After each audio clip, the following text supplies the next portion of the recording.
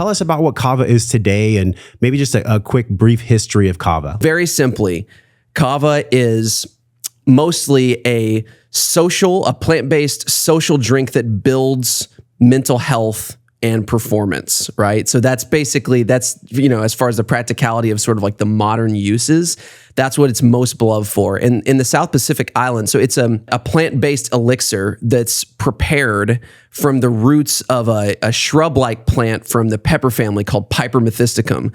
And it's from the South Pacific, like Polynesia, Melanesia, Micronesia. So it's from Oceania, basically, right? And it's been used in these cultures as sort of like the foundational fabric of the social structure in all of these cultures, and really has helped to shape the communities and the spiritual framework even of these cultures, right? It is their most sacred substance that has been used in individual villages that are more rural, and some of the more urbanized areas that have become more Americanized even in today's world. But it's sort of like the pillar of the social fabric. It's known as the drink of peace. It's known as the great connector in a sense, right? Because that's probably its greatest identity as a living organism, is that it is a protector, number one. It's a great protector, how it sort of embraces and protects and helps the body process built up stress and trauma in the body.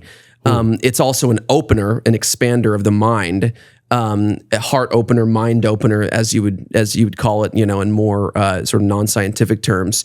But then it's a connector, and that's the result, right? Is that whenever you're safe, whenever you're open, you can connect easier, right? And then whenever you breathe deeper as well. Yes, exactly. You can feel more safe in your body where you live. Which the connection facilitates creation, which is like really allows you to create better circumstances in your relationships, better circumstances in your life. There's a creativity aspect even to the integration of the mind that comes from Kava.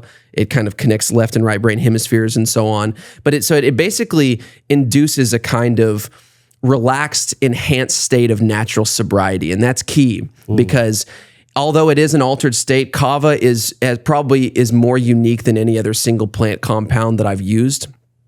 I've used and experimented. I've worked in the functional medicine space for years. I've went through my own health odyssey where I experimented voraciously for over a decade with anything and everything that would give me some small increment of improvement. But so I've worked with all of the very subtle, non-psychoactive, adaptogenic herbs, from Ayurvedic medicine, from traditional Chinese medicine, from Amazonian medicine, Native American folk medicine, go down the list, Tibetan medicine, all of the ones, the rishis, the ginsengs, and I've worked with the super psychoactive sledgehammer, compounds like your DMTs, and stuff like that. The bufo-like compounds and, psilocybin, LSD, ayahuasca, those very, very powerful medicines. If I was going to start with one plant medicine to actually bring me into the world of plant intelligence, it would be Kava. Yep. Because ayahuasca, DMT, bufo, all these other substrates, they're great. They have a time and a place and a purpose. But man, for a person who's just coming, let's say, out of a regular cubicle, 9 to 5, beginning their journey post-college, 25, they need to start gently. There's an on-ramp for this stuff. I have had my own psychic breaks with too much ayahuasca that I've shared about on the podcast down in Costa Rica. We have to have, and this is what I love about you and True Kava, we have to have some responsibility for the integrity of these plants and how we administer them to ourselves and other people. The Chinese actually have one word that means both danger and opportunity, which is really, really interesting, right? That's like, those Yes. are seen into, those are kind of amalgamized into one. It's in a movie called Finding Joe. Oh, yeah. I'd say, yeah. Okay. That's where I learned about that. Yeah. The Chinise symbol is for crisis, is danger and opportunity. Yes, exactly. I love that. And that's sort of at the epicenter of when we kind of step into this whole, it actually is very representative of the time that we live in general.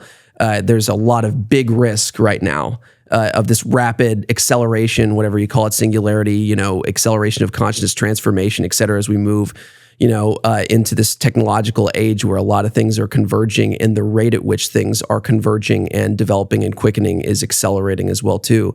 There's risk and opportunity there. But probably the most powerful tools that we have on this planet for quickly shifting a person's perspective and consciousness and expanding their sense of self and awareness in relation to the environment, other people, and themselves and the universe existence are psychedelic compounds that we know of. Like there's nothing that will switch you on and blow open your crown chakra, however you want to characterize it. It might make you shit your pants too. Absolutely, yeah. So be careful, y'all. Now, and so a lot of people, the initial thought would be like, well, that's indiscriminately a good thing. But not necessarily. Context definitely matters, right? And they bring you into a state where there's great danger and opportunity, right? So if a person is not very grounded and doesn't have the potential for integration, doesn't have the perspective, the framework, the support, a kind of structural framework in place for integration, then you can see too much and there's nowhere and nothing to integrate. There's nowhere to integrate it and there's nothing to do with it. And so now you've seen certain truths that you can't properly decode and interpret, and it can just be a bunch of noise, and it can also be tormenting to a person. Sure. A lot of people don't talk about this. A lot of people will go into ayahuasca ceremonies to deal with addiction and things like that, or at least with the idea or the thought process of trying to address that. If a person is not in a place where they're actually ready to take on deep work and ready to confront very, very painful, truths about themselves and explore their dark side and integrate those parts of their dark side and shed light on the dark, if they're not truly ready for that, then being shown, quote unquote, certain things about what they're doing and how it's affecting themselves and everybody else around them can actually lead to greater addiction in some cases, because if a person isn't willing to integrate and address it, then when they go back to their daily life, then it torments them that much more. So they have to go farther into escapism in order to retreat from that, So I've actually seen some people go farther into addiction, because they lack integration after a psychedelic. So now that being said, we don't blame the compound or the psychedelic. That's my viewpoint of it. These compounds are, like I said before, they're living organisms, right? And they have certain characteristics, a certain pharmacology. And from my perspective, there's not necessarily a moral dimension to them. The moral dimension comes in with the application and the usage, right?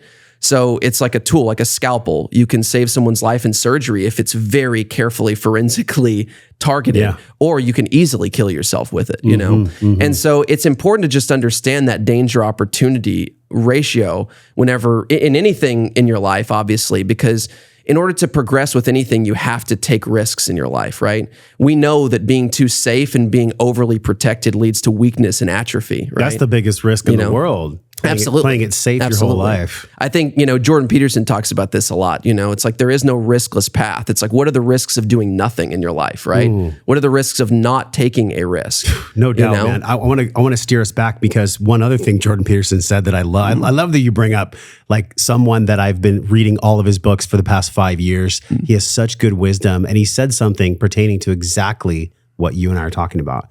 He said, when it comes to plant medicines and psychedelics in general, and by the way, Kava is a plant medicine, so this is included in the conversation. Be careful of unearned wisdom. Yep. You actually have to earn your wisdom. You can't just be 21 years old, did a bunch of acid and then go fly down to Costa Rica and drink plant medicine for 5 days. That's not going to get you the spiritual courage or maturity that one needs in order to deal with true trauma. And the reason I said that is because I think it's so important for people that are like literally just maybe even hearing about the concept of plant medicine to know that like there is actually a gentle starting path. The medicines of which you speak, in my opinion, are very advanced. I think that someone needs to bolster themselves and fortify their own nervous system and their own psyche and their heart and their awareness about who they are and what they're here to do way before they go to those medicines. That's my opinion. We can jam on that later a little bit. But for somebody that is starting, maybe just letting go of alcohol, letting go of marijuana addiction, letting go of addiction of any kind, which we know that it's something we're attached to outside of ourselves. It's a lack of safety that we feel in our body. That's what creates all addiction, whether it's Mate or anyone else talking about it. So maybe talk about that, how Kava can really help people at the stage of letting go of alcohol, letting go of a deleterious thing that's actually harming their health for the long term. How does Kava come into the nervous system, and how does it actually work to give people this sobriety high, right? Because you're sober with Kava, but it's giving you a heart opening. It's doing something really special to the nervous system, which I feel every single time I drink it. It's amazing. No, it's amazing. I'm glad we brought it back to this here because so in the cultures in the South Pacific, like I mentioned before, kava is really their foundational, most sacred medicine in Polynesia, right? And they have access to different things. They have access to psilocybin mushrooms and some of these harder hitting, like, sledgehammer compounds. But they have a kind of wisdom and a kind of saying around kava that the most potent or the most powerful or therapeutic or relevant medicine isn't necessarily the one that hits you over the head with the sledgehammer the hardest. It's the one that's most versatile, that can be taken and integrated, that you can form a closer relationship with, and that a larger percentage of people can collectively use to be able to get on a collective wavelength of connection and understanding to create the process and the opportunity for personal growth collectively, right? As I was kind of alluding to before, I've worked with this huge spectrum of medicines and have a good amount of experience because of just the sort of, destiny of my process that I didn't choose to get into this world. I was forced into it from being sick, but that led to a kind of desperation where my back was up against the wall, where I was just voraciously, experimenting with anything and everything to get my own life back, which then evolved into an inspiration later on once I got out of desperation mode, where I see the transformation that can occur. But, so basically, out of all the plant compounds that I've used, of all these different living organisms, everything from ginseng to DMT, right? From ginseng to ayahuasca, right?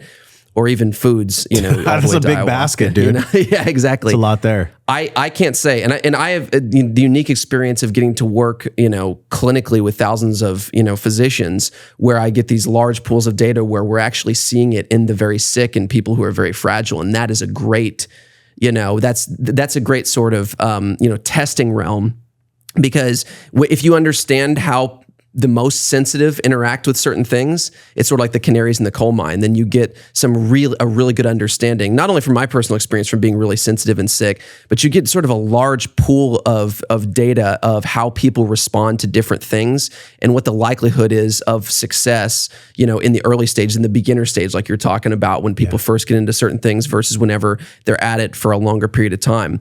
And I can't say that I've found a single organism or plant compound that has a greater therapeutic effect to drawback ratio than kava. And what do you mean by drawback ratio? So drawback meaning, possible side effects or stipulations that could bring about dangerous consequences, right? So that danger piece, right? Yeah. So in other words, the risk profile, right? Mm-hmm. So the risk, both physically, psychologically, and emotionally, is extremely low with kava. If you get the right stuff, and that's a stipulation, because there are ways that you can manipulate the structure or use the wrong parts of the plant that have led to some belief systems even around safety, which are all unfounded if you're actually working with kava as a food in its food form and medicine. But the risk profile is virtually nil. Kava is an extraordinarily safe medicine. Now, I mentioned before that I view all of these medicines as living organisms, and I view every single time you seek out a plant medicine of any kind, whether it be an adaptogenic herb that's supposed to be therapeutic for your immune system, like a reishi mushroom, or whether it be something that is less physically nourishing, but that could be very, very nourishing, or open up the opportunity for nourishment for your psyche, your emotions, and spiritually, like say ayahuasca. Each one of these compounds are living organisms, and when you bring them into your life, I see it as forming a relationship with another organism, just like you and I would form a relationship as we get to know each other, right? And it's important to understand that just because something's natural doesn't mean that thing is ready to have a relationship formed with it. Just like all people, right? We look at the landscape of people in the world. Is every person in the world someone you want to form a relationship with? No.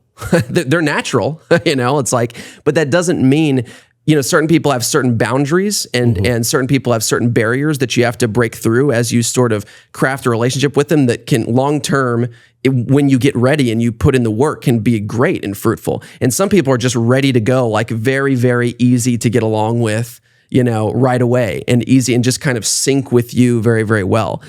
Kava is that medicine that has evolved and adapted to be very compatible relationship-wise with both human biology and the human psychological emotional framework. So I see it as it's kind of like an ambassador for the world of plant medicine and plant intelligence that is sort of that medium.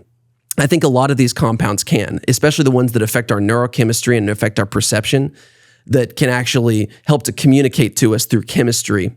I believe that everything in the psychedelic realm, there's at least, theoretically, I like this model of these compounds acting as somewhat ambassadors between us and base consciousness and base, ecological intelligence, meaning that they can't talk with us like higher vertebrates can and use these kind of sounds that you and I are making that our brains decode as language, but they communicate to us through chemistry. Whenever you take them, you have a very large percentage of people who take them have this undeniable feeling, whether it's true or not, undeniable feeling and experiential circumstance that I'm getting a message that's coming through, right? That it is acting as a medium that's opening that link and regenerating and reconnecting that link between base intelligence and your ego, the sort of base framework of the ecology, the intelligence that we're all an extension of. It's so wild because most human beings, and I did this for fucking sure in my 20s, they go to alcohol because alcohol, even though it makes people, drop their inhibitions, it's also a depressant.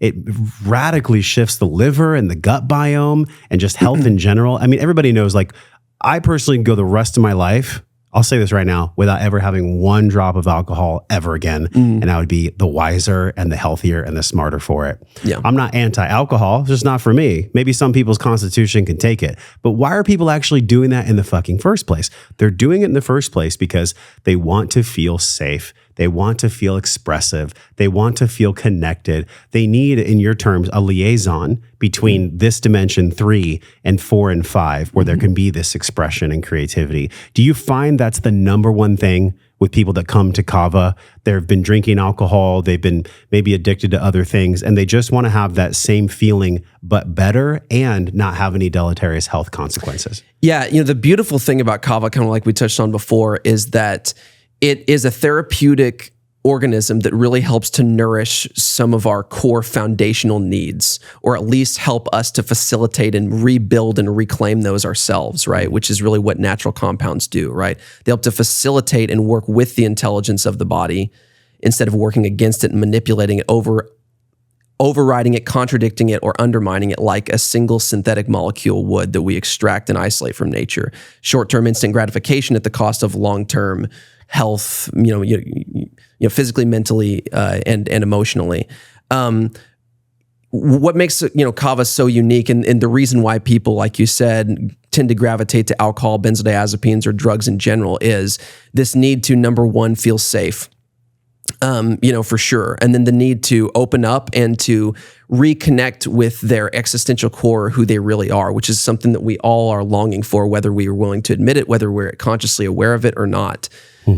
We are all longing for genuine human connection, both to our existential core, to finding ourselves, to longing to be the person who we were meant to be, the person that's deep inside of us, the person that is at that foundational existential core that's connected with the intelligence that is everything, in my view.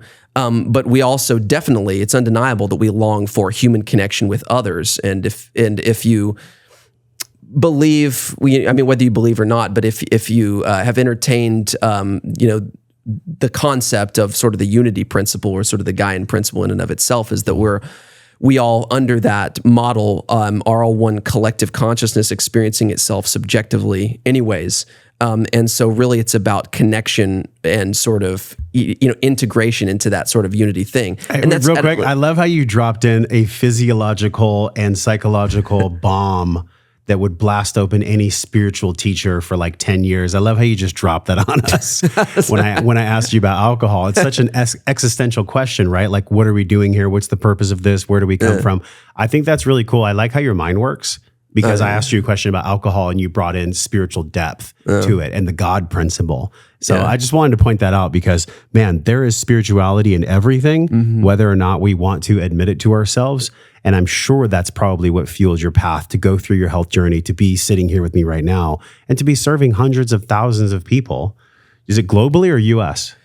Globally with Kava. So I digress. I had to insert that real quick so that everybody was feeling what I was feeling. I just put words to it. Yeah, thanks, man. I appreciate it. Yeah, a lot of that has come out of my personal experiences. And, I'm a really huge believer in that, the emergence of truth and authenticity comes out of immersion into darkness, right? And I've been immersed in some really, really dark places. And I also believe that pressure makes diamonds, and you find yourself, the deepest, darkest places are actually where you find the truth about yourself if you're open and willing and have the circumstances in place to where you're willing to look for it and develop that hunger for it.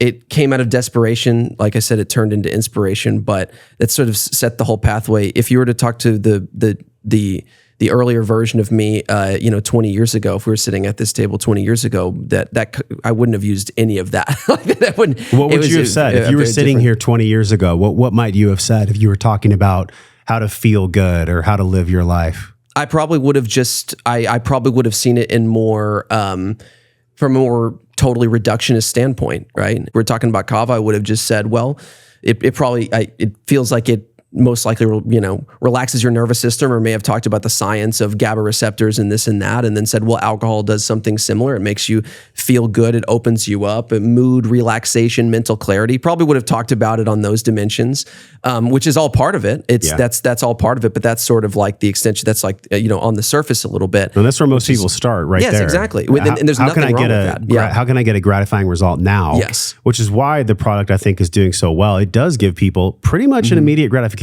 But the long tail, the long-term delayed gratification comes more on the spiritual path. Which is funny because that's the thing that's beautiful about Kava. And I'll get into alcohol too here in a second, so we can kind of unpack that and the difference between the two and the relationship and sort of that on-road, trajectory from alcohol to Kava, which I believe that culturally we're going in that direction for sure. It's just inevitable. Long-term, the indigenous people of the South Pacific actually see Kava as a mental and psychological and spiritual medicine.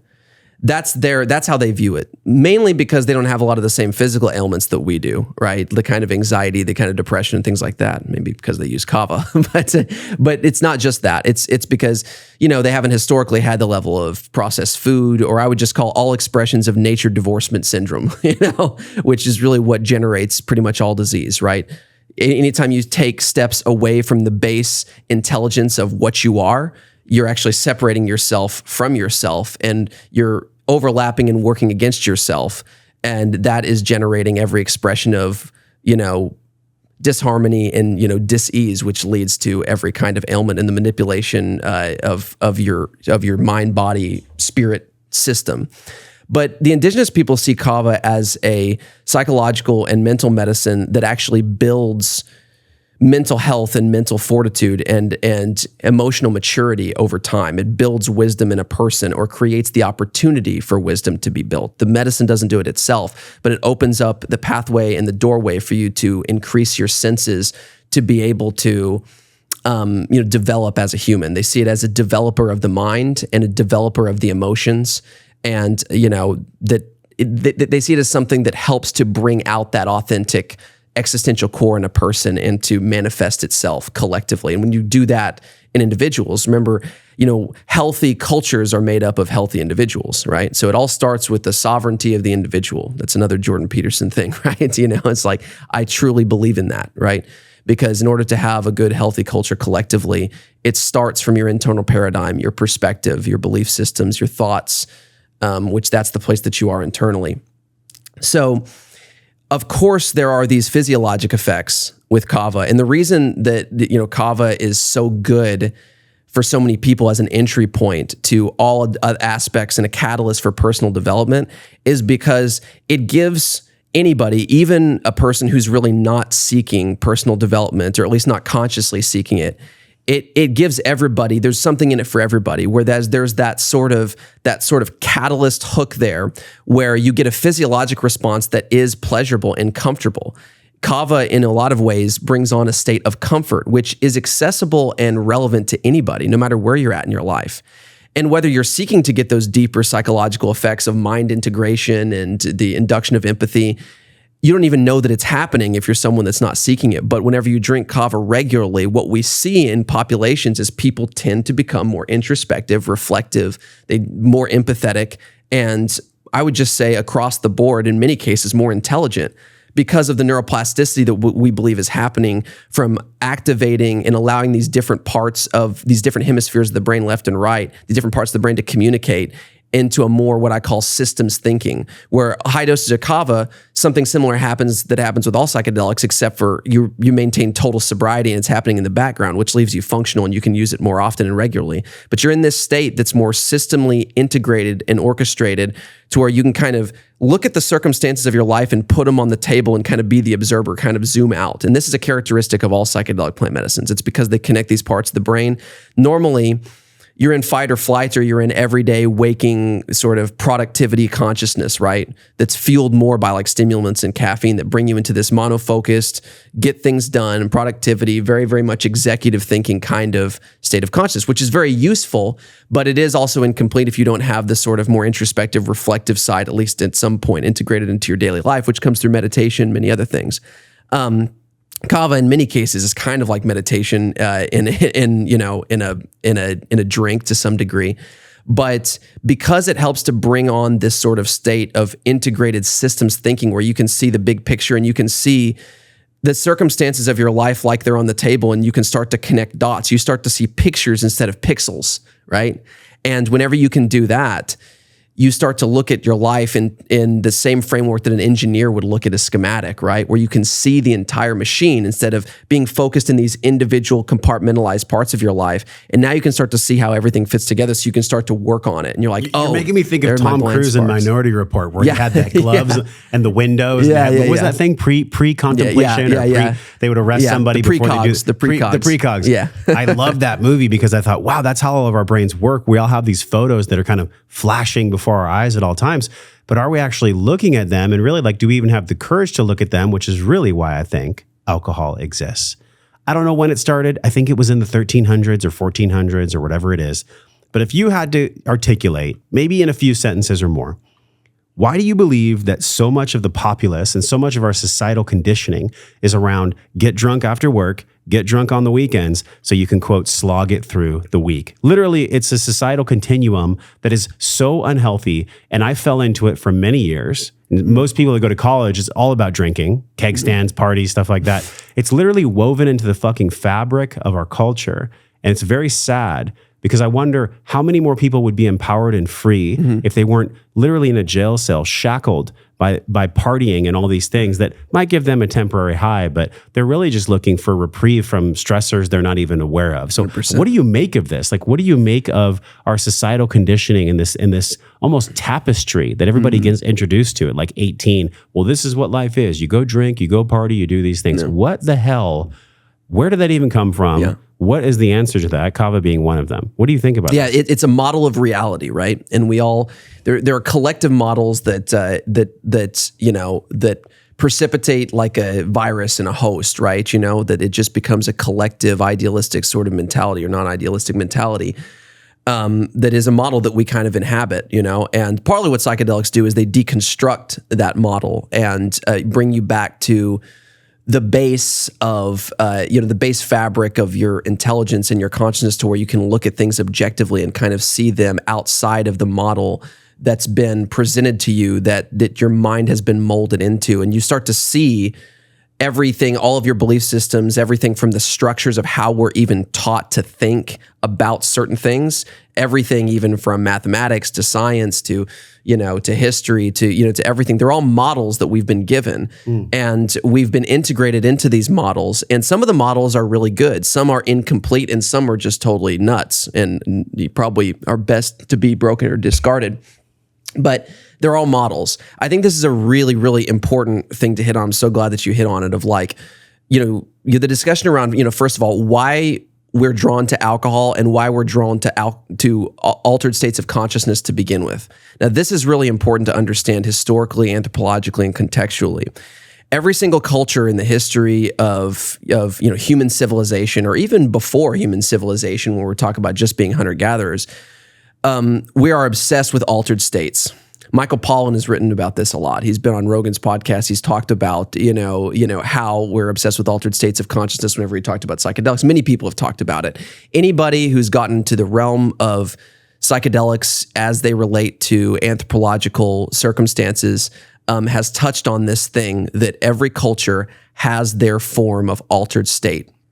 And I think that humans, as we evolved out of being, less complex mammals, primates, or just this different thing where we're very different than any organism that exists on the planet with the level of complexity. Once we had the self-awareness to be able to manipulate our environment and had some level outside of just our normal survival processes of just existing in the now, and we can actually experience a perception of the past and of the future and all these different things. Being in that state of mind and developing that is also one of those danger opportunity type of situations where it can drive you mad in trying to figure out, how to exist and how to even stay sane with a level of consciousness that can perceive what the past is, remember the past, live in the past, or live in the future, anticipate the future, the anxieties of the future. So we live in this kind of situation. I think how humans have coped with that kind of development of developing a level of complexity that's gotten us to a point where we can perceive that. And there are almost certainly infinite levels that will change the game totally outside of this. But where we're at now is altered states. And I think that certain other organisms have co-evolved with us to be compatible with us, to actually assist us, to get us on the same page with the rest of the ecology so that we don't get too crazy from being in those states and start to work against the whole system in the same way that a cell in the body can become disconnected from its collective community and unit and go rogue and turn into cancer and work against the entire body. Why are those pieces assisting us? You said they're assisting us. Why they're assisting us? Well, I think that, just like everything else in evolution, I look at from the Gaian principle, and this is kind of the model, and I'm not saying that this is the absolute truth, but just from my perspective, this is an interesting thought exercise. Under the Gaian principle, if on this planet we all are one collective consciousness that is not individual units, but it's all one collective system, just like, if you've heard the principle as above, so below, the microcosm, we are the microcosm of the macrocosm. Right? In this existence that whatever we live in a, fractal holographical reality with where in everything is contained everything, a smaller version of everything, right? So let's just say the collective mind of planet Earth, for example, being the macrocosm of the human brain, which is also a collective mind.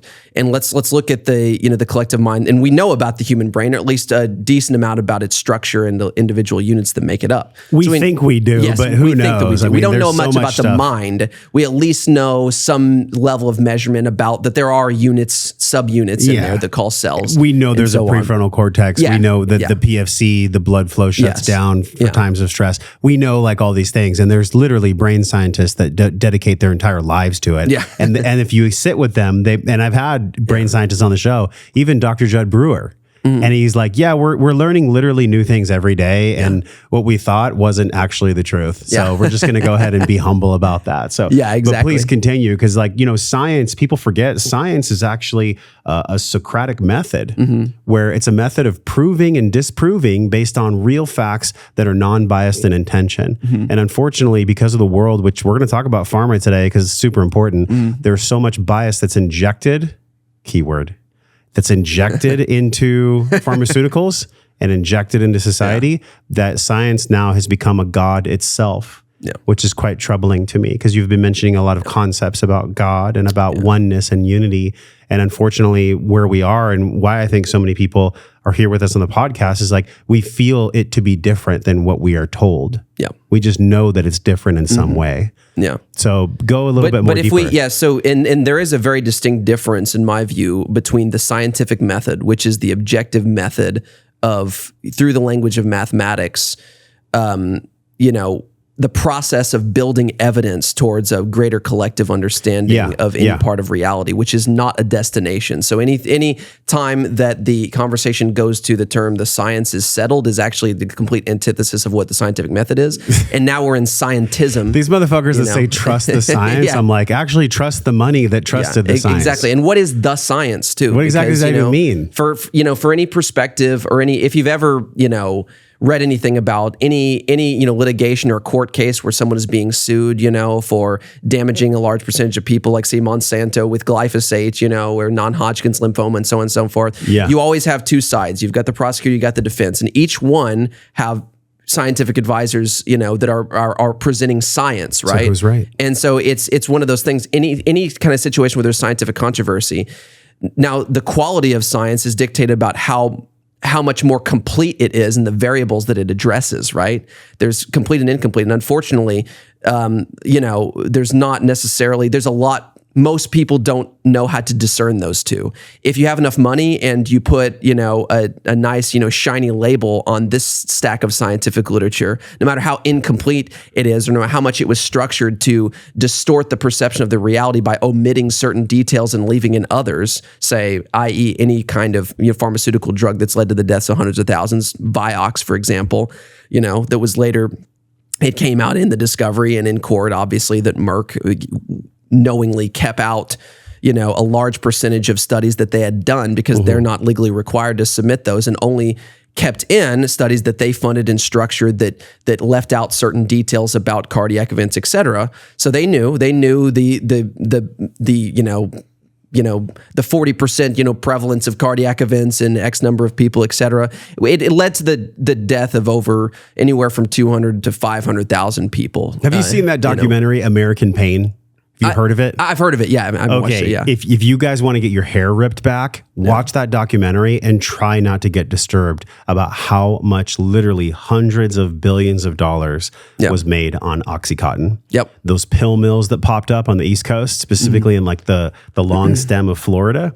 It was insane to watch this, but I realized it was just literally people being opportunists to something where they could take advantage of the pain of others. And that's actually what we're experiencing right now when this podcast comes out. It's a big deal for all of us to really pay attention to these concepts that we're describing today. We're not doctors, we're not scientists, but we are, it seems like we have a shared affinity for philosophy, for consciousness, and for health. And with those things, for me being now 25 years, and for you, I assume the same, at least 15, 20 years, your own health journey, me being 280 pounds, like walk a mile in somebody else's shoes, regardless of what letters are after their name, and trust what you feel in your body compared to what the certificate on the wall says about the applicability of the information that's being shared. In other words, sharpen your own intuition before you just outsource your health to pharma and doctors and all these people that, by the way, they're not the enemy, right? There are good people in those industries. Unfortunately, there is a Wetiko, to quote Paul Levy, that has been overshadowing so much of this in the name of finance, in the name of unconscious capitalism. I'm a conscious capitalist. I know you are. I think there's good that money can be used for, but it has to be clean with the intention, which is what you talked about with the tribes anyways. Yeah. Their intention is so pure as to why they even use the root, the kava, that the intention is actually medicine stacked right next to the plant medicine itself. So I wonder what could happen if that mindset you talked about could be applied to these industries, and maybe that would make it that no pill mills would ever be created ever again. Yeah, and that's really the higher purpose of a lot of these different treatments, therapies, modalities, and even in this conversation that we're talking about with this medicine specifically. Anything that sort of feeds into the development and the integration of the human mind, body, spirit paradigm, right? That leads to an opportunity for expanded consciousness and integration in an individual, and can help to contribute to the process of that occurring and progressing collectively, is going to improve the health of the entire culture. Just to go back to what I was saying, this segues right back into what I was saying kind of before with the guy in principle sort of mindset, and you're comparing microcosm of the human brain to the macrocosm of the collective mind of, say, like the planet, right? And it's directly relevant because if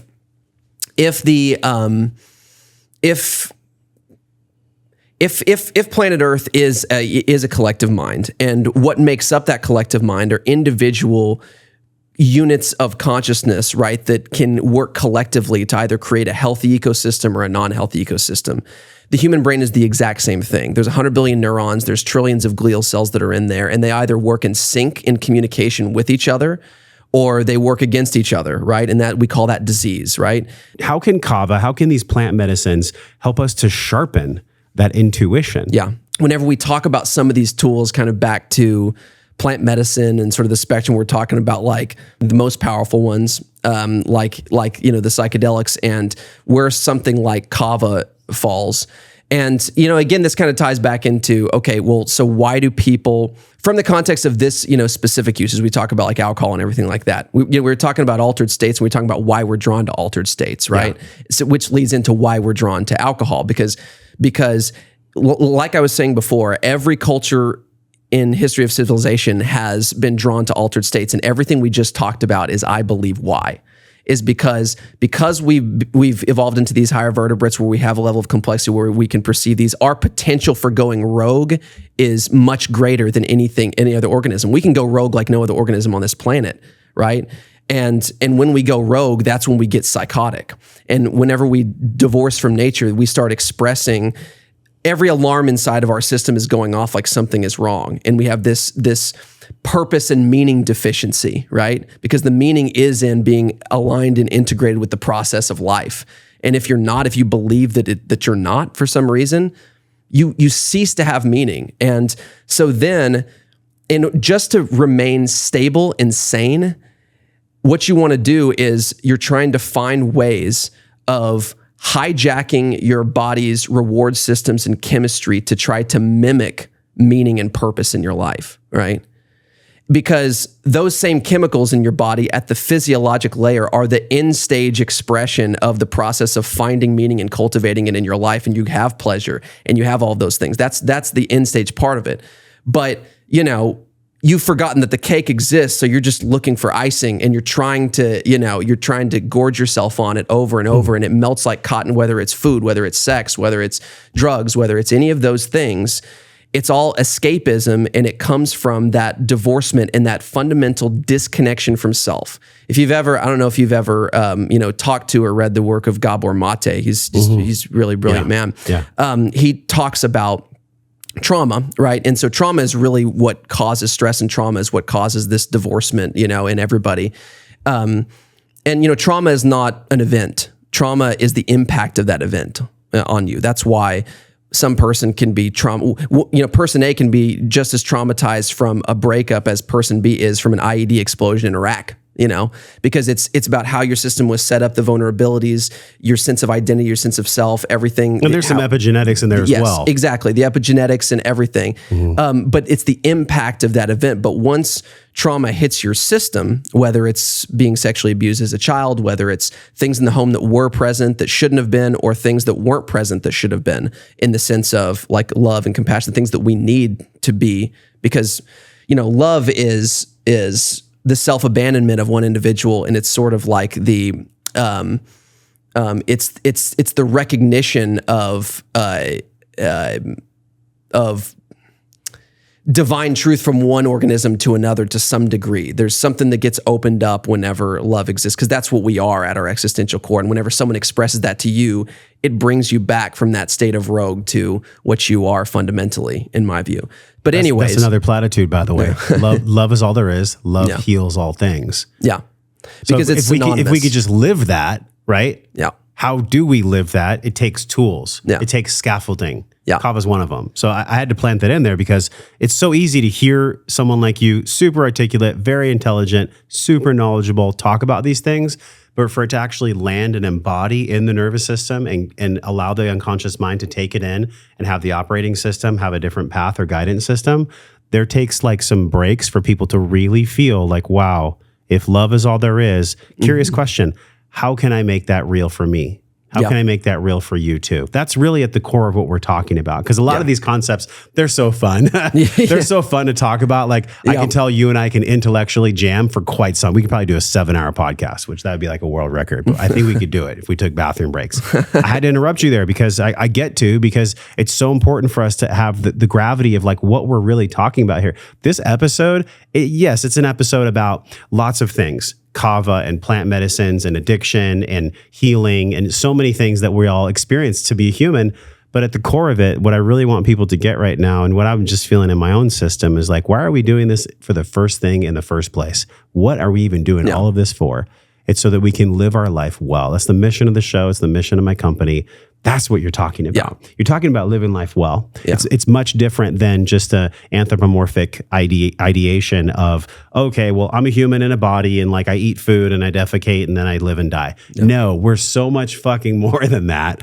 And in order for us to be that and to embody that wisdom, we have to actually take it in as real. Yeah, and that is the end goal, right? So that's why whenever we're having any of these conversations where we're talking about any individual strategy or tool, the tool and the strategy is just a medium through which we can help to cultivate exactly what you're talking about, right?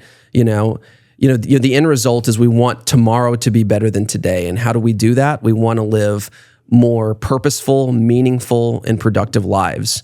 We want better friendships. We want better relationships. We want a sense of meaning. We want to have the strategies and the wherewithal and the resources and the support in place to where we can build value in ourselves and develop as humans, and we can grow. And this is a Tony Robbins thing, the two things. It's because this leads into this whole conversation, or this plugs into the whole conversation about certain escapist compensatory strategies that people use whenever they do go rogue, like we were talking about, versus actual,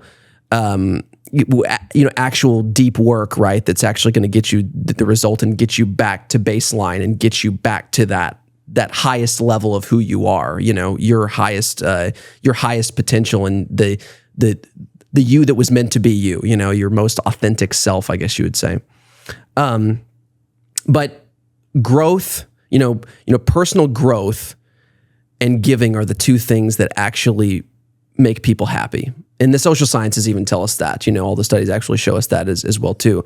It's not, there's a difference between happiness and pleasure, happiness being fulfillment, right? And happiness and fulfillment comes primarily from growing as a person, which is, progressing, and then giving, right? Growing will make you actually happy in life. If you're stagnant in any way, if you're not learning, if you're not growing, if you're not progressing, if you're not moving to some kind of a next level, you're going to have some level of mental illness, right? You're going to be miserable, because that is what the process of life is, in a process of constant change and growth and development, right? If you were to go and to tie tie huge ropes around a tree and keep it from growing, it would struggle and it would, it would eventually break through. You couldn't contain it. But I mean, It was like, it's one of those things. Growth is crucial for not only human development, but for happiness and for true fulfillment and having a meaningful life. But, so growing will make you happy, but giving and contributing will make you 10 times as happy or more. We don't know exactly how much, let's say 10 times. And I believe that we're meant to grow so that we can give, because we can't give what we don't have, right? So in other words, what you accumulate in life, or chasing emotion or chasing feelings, connected to things that you accumulate or things that you can accumulate as far as materials you can just surround yourself with, will never make you happy and fulfilled. Who you become and what you contribute will, right?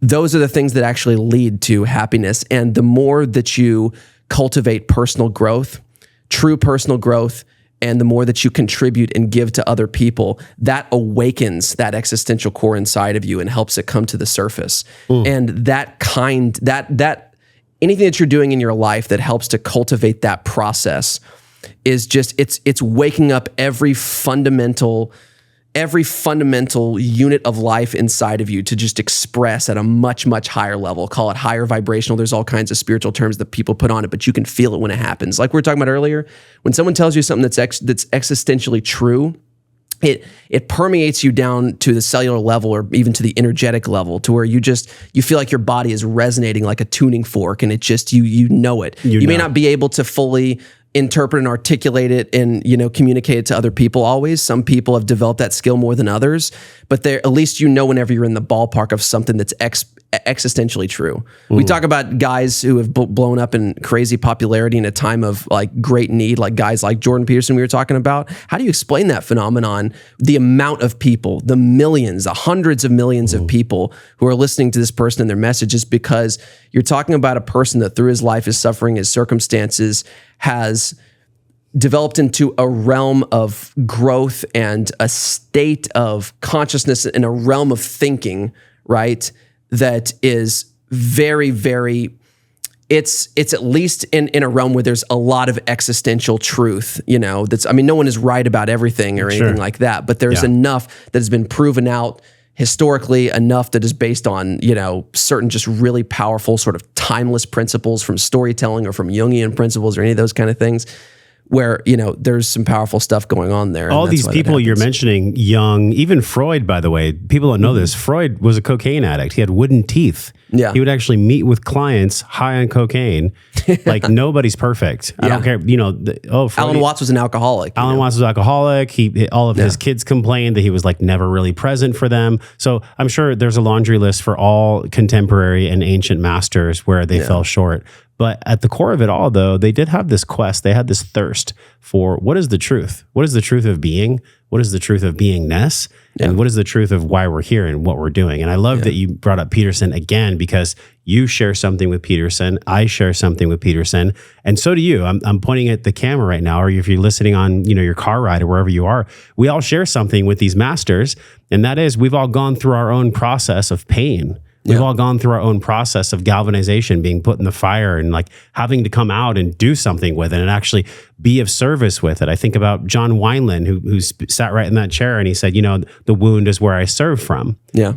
And I pray, we all get to pray that our wounding doesn't cloud our wisdom, how we can serve from the wound, but not have our wisdom be so messed up by our wounding that gets projected into how we serve and how we teach. Yeah. So let's go back.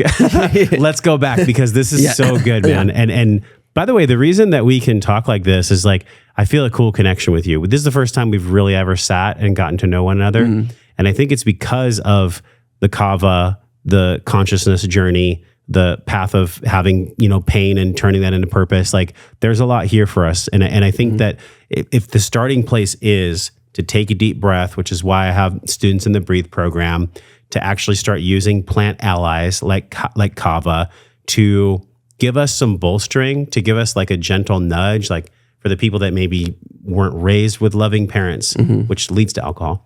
For the people that were dealing with stress or trauma or just anything that's pulling us rogue, as you say. I love that. Anything that's pulling us rogue. Is it like a once a day? Is it a twice a day? Like, what's the optimal dose for Kava in the form that you have it, that you've produced it? Let's talk about the experience of it a little bit, because it's, just what you might expect to feel whenever you take it. It is kind of like I said before, a calm, enhanced state of natural sobriety. It's sort of like a relaxed, but not dulled, right, state of mind at all. It opens the mind and clears the mind. It kind of puts you in almost like an alpha state, right? A very, very sort of calm, focused, and very comfortable state. And, dosage dependent, you can take very much larger amounts to get more of a state of almost euphoria and comfort, but it feels, and the experience is very authentic and natural. Like it is a natural high. It's not an altered state in the classic sense, which is what makes it more unique than any other compound that I've dealt with. Because even the natural compounds that are very psychoactive, the psychoactive ones, cannabis being included in that, right, can bring you into an altered state where it is a divorcement from what we would call sobriety, right? Where your faculties are impaired. You need to be focused just on that experience if you're going to do it. And there's potential value in all of those compounds, but they're more limited because they take you in high dosages, like THC even, and certainly psychedelics can take you far outside of your centered, present, functional state where you can operate in this reality and be grounded, but then bring in those higher levels of consciousness and your extend to your higher emotional framework and access more of your emotions, more of your mind, that sort of systems thinking, reflection. Kava is one of those compounds and really is the all-star compound that has developed evolutionarily to be biologically compatible, like from my perspective, what we talked about before, from the ecology to actually sort of act as that sort of relationship for us. It's available as a relationship that can really help reconnect us with the complexity of our emotional framework and our psychological framework at the same time as giving us that natural pleasure that we're seeking whenever we're going after something like alcohol. It's my perspective that the Kava experience or what it helps to facilitate is really what people are looking for, whenever they go after alcohol and other things. And alcohol gives you a shade of it and just enough of it to where it feels good. And then it kind of entices you back, but it ends up actually taking from your consciousness. If kava is an entheogen, which I would say that it certainly is, entheogen, the term entheogen means the divine within. I like the term entheogen in that sense. Is what we were talking about. It helps to surface the divine within. That's why that term exists, is because that has always been understood about these compounds. I would call alcohol an entheogen in the sense of like that. The more alcohol you drink, the more surface level and sort of primitive and animalistic your behavior actually gets, right? And we all know this, right? You get horny, you get happy, you get this and you get that. And you want a California burrito at 3 a.m. Exactly. And the depth and quality of your thought processes and conversations and the quality of the atmosphere of sociability that you're trying to connect with people, which is the main reason why people drink alcohol, is of course to soothe themselves, but it's really because we long for connection. We want, everyone's doing it in every social circumstance, so we do it. But the quality of your state of mind is going to dictate the quality of the outcome in the relationship. How many times have you gone out and been drunk, and whenever we all have been this, obviously a million times, and it feels really good at the time, then you wake up the next day, you don't feel like you developed any relationship with anybody. No. Because then you see that person, you've only been drunk with them, and you're like, okay, I got to start over because I don't know you. Listen, what you're saying is 100% truth. And I'm going to say this, most of the people that you are, quote, friends with aren't actually your friends. Yeah. And this is very alarming to a lot of people, specifically in their 20s, maybe even early 30s, if they're still hanging on to that lifestyle. Most people that go drinking with you are not your fucking friend. They're only your friend because you go drinking together. Yeah. And that took me like a good 10 years to learn.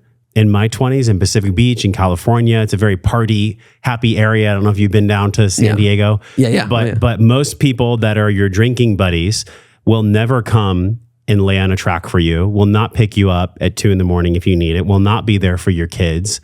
Real relationships are built in sobriety. Yeah. Relationships are not built being drunk at a bar on a weekend, spending money you don't have. That's not where relationships are built. Relationships are built in the now. You can't be in the now if you're floating somewhere else, because of even if it is an entheogen with the improper intention behind it, there's just no way to cultivate truth and relationship and actual intimacy. It breaks my heart, how many babies have been born that were brought into this world unintentionally, that then had a life of pain and suffering because their parents got lured in by, honestly, you can call it what you want. I think it's a dark spirit. I think it's a demonic Wetiko, alcohol, just like the whole gender dysphoria thing, just like lots of hooks that are coming into children's minds and relationship and family. There's so much happening in the world right now. Maybe just that one kernel of truth is the most important thing for somebody to hear on this podcast, Cameron. Like, people you drink with are not your friends. You can go a year and then really see who your friends are if you are sober for 1 year. Yeah. You can start using some of these plant allies to guide you on your path so that you actually figure out who your friends are. And then you can start knowing what giving and receiving real love and real intimacy actually feels like, which goes back to what we're talking about, sharpening the intuition. Yeah. That's what this is all about.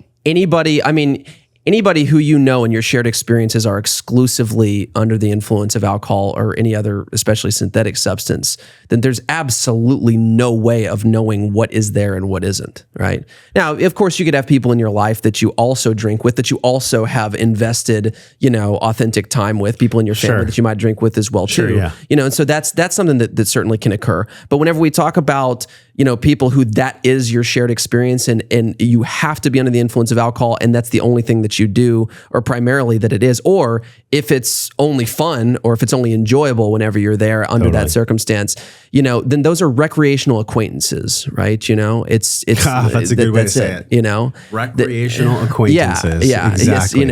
Yes, friends, you really, at the end of the day, most people, really have very few very, very close friends in their life. You start out your life and you think, whenever you're young, that you're going to connect with endless people and you're going to have people that will show up for you, and it's going to be this never ending, but and then later in your life, you realize that it really only happens a few times where someone is really going to show up for you. Yep.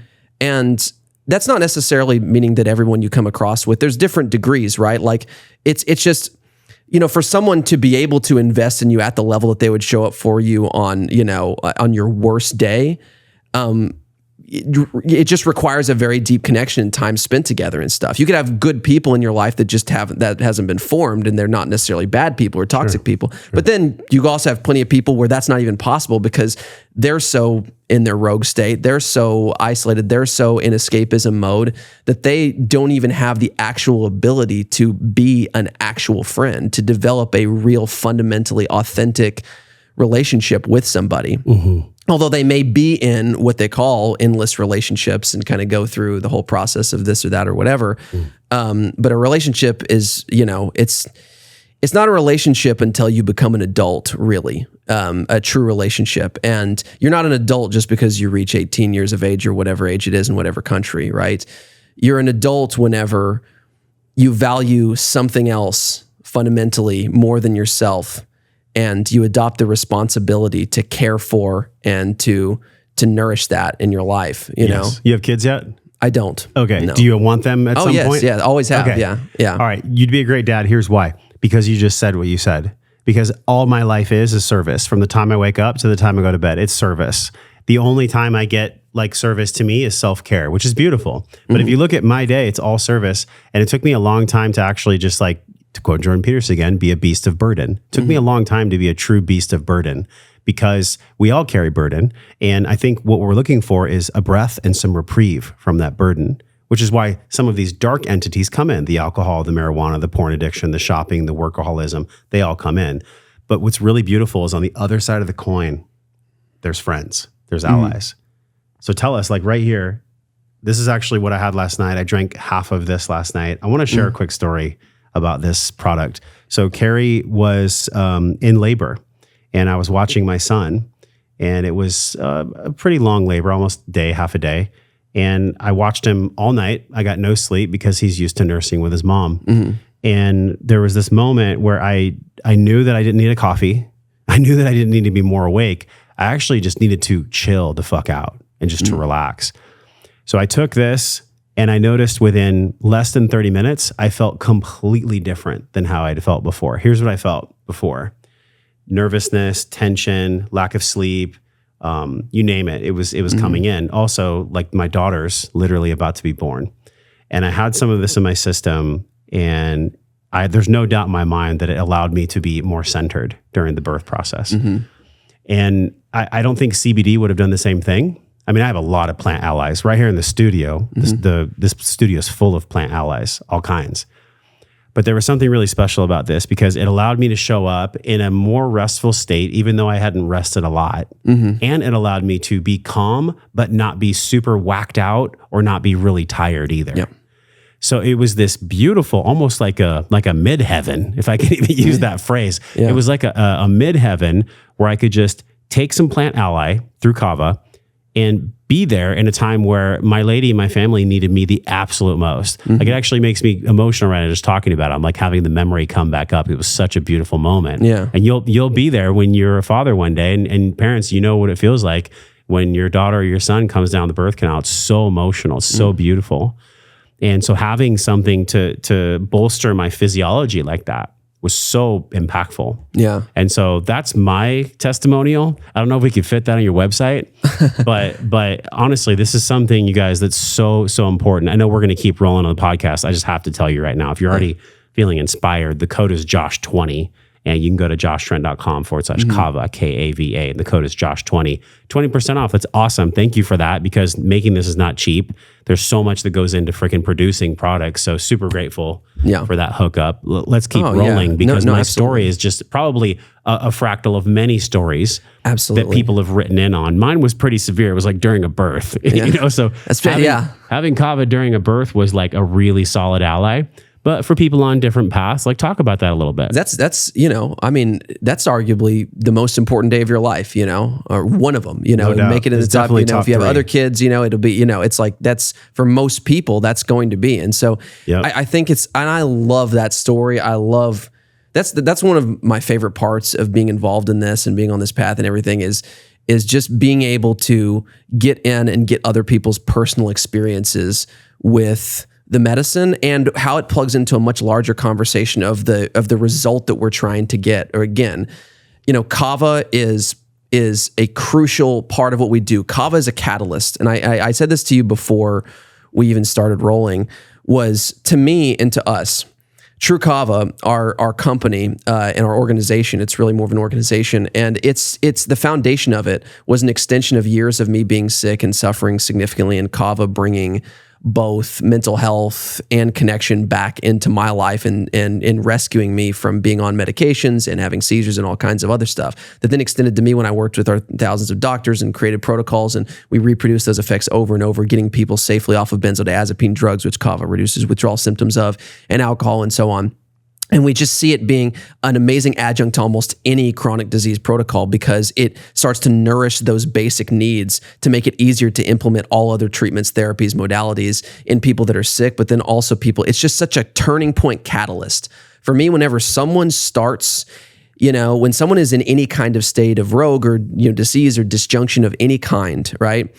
It's never one thing that gets people well. It's just not, right? For sure. It's a multi-therapeutic approach, right? And that's a big term, but basically what that means is, right, there's never just one ingredient. It's the synergy between bringing all of these expressions of nourishment back into your life to give you the fundamental, authentic things that feed your body at its core and your mind at its core and at its base, and you become healthier mentally, physically, emotionally, and you can't divorce any of those because they all work in tandem. And sometimes the expression of disease expresses more in one, and so you kind of enter from different angles. But the good thing about something like Kava is that every disease process, even if you don't consider it a disease, even if you're just not well, or if you're just struggling internally, emotionally, whatever, which today that's extremely common. We all have trauma, we all have stress in our lives, and if you don't have it right now, then savor it and love it because it's coming for you. Yeah, it's coming. It's coming. But something like Kava is such a tremendous relationship you can form with the plant and an ally because it comes in and offers immediate support and immediate comfort to bring you into a state to which you can clear up some of that noise and actually be able to approach and formulate a strategy to soundly address whatever problem that you're addressing. That's how it was for me, right? Meaning it's like, it's so easy when we're in any kind of degenerative or isolated state, right? We're struggling physically with disease, emotionally because of whatever breakups, this and that, or just living on planet Earth, in the world we live in, et cetera. Yep. Or psychologically, it's so easy to get paralyzed by the stress and trauma and anxiety of it all, where we end up out of our higher selves we were talking about in that sort of big picture thinking that we get into through meditation practices, good people, support systems, all that kind of stuff. It's so easy to get into that reactionary fight or flight, isolated, just try to survive. Who cares about all this spiritual shit? Like, look, I got to pay my bills. And we've all been there, dude. My spouse is dying from cancer, or I've got, and it's like, and it's one of those things whenever you start to hear all of these deep strategies, people are just so paralyzed by like, how do I even begin to start doing that? So what I noticed about a medicine like this was that we could give it to any patient, that it would actually help them feel better and get more into that expanded state to where they can actually start strategizing and they feel it's inspired. The three adjectives we use even on all the products are, focused, relaxed, inspired. There's more that we could use, but it's basically, because it helps to open the mind and focus the mind to clear it. It also relaxes that sort of trauma response that keeps you in that paralyzing sort of fear, like freeze or fight or flight or anything like that. And it opens up the mind to where you're kind of in this inspired state of mind, right? Because you feel like more of yourself. And when you feel like more of yourself, you're inspired to express more of what's in you, and to be and to actualize your potential, right? Which is the greatest ethical crime that anybody could commit against themselves, is to not fulfill their potential as a human being and to be who they were meant to be fundamentally. Fuck yeah. And that's it. And again, Kava as a tool and as a catalyst is a first sort of line of like, when you look at therapeutics, it is a pharmacological intervention of the mind that's a pattern interrupt, which is so cool, right? Because it's something that almost anyone can tolerate.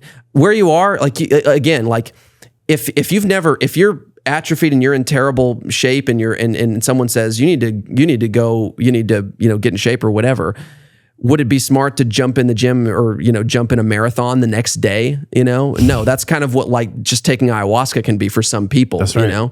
And it's like, this medicine is such an approachable medicine that kind of gives people what they think they want out of alcohol, but alcohol is like the kind of unkept promise. It's kind of like it's sort of like, it is kind of in many ways the opposite of what it's portrayed to be or what we believe that it is, right?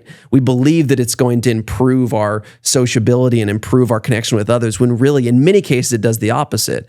And it detracts from physical health across the board. There is no physical, contribution that it makes to you. It only detracts, right? It's a mitochondrial and of course people right now are going to be like, well, Cameron, what about all these people that smoke cigarettes and drank soda and drank a beer a day and lived to 100? It's like in any kind of path of evolution, there's always going to be outliers. So I don't believe in that shit where people say, oh, well, what about so-and-so? It's like, well, yeah, what about like the literally 10 billion other people? Well, but plus it's also that thing of like we talked about, all these inspirational figures that had these vices.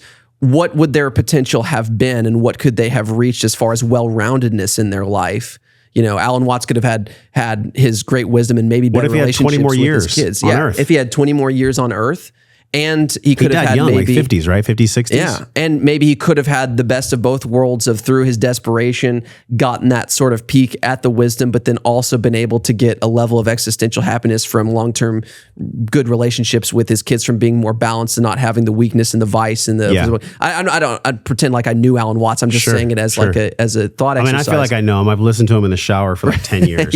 Yeah, me too. Right. When you're at the throes of your deepest addiction, now I'm actually going to refer the bulk of your story deserves like a good 45 minutes to an hour. We don't have that much time left. So I am going to refer right now that everybody go and check out my buddy Luke's story. He's a great friend of mine here, and he did an amazing job telling your story. But I do think if you could just pull out the gems for us, maybe not so many details. One of the things that when I was preparing for us, I noticed that Adderall was a huge deal for you. And something you said that was really cool. It's like, be careful before you take any pill, because taking any pill is actually a contract.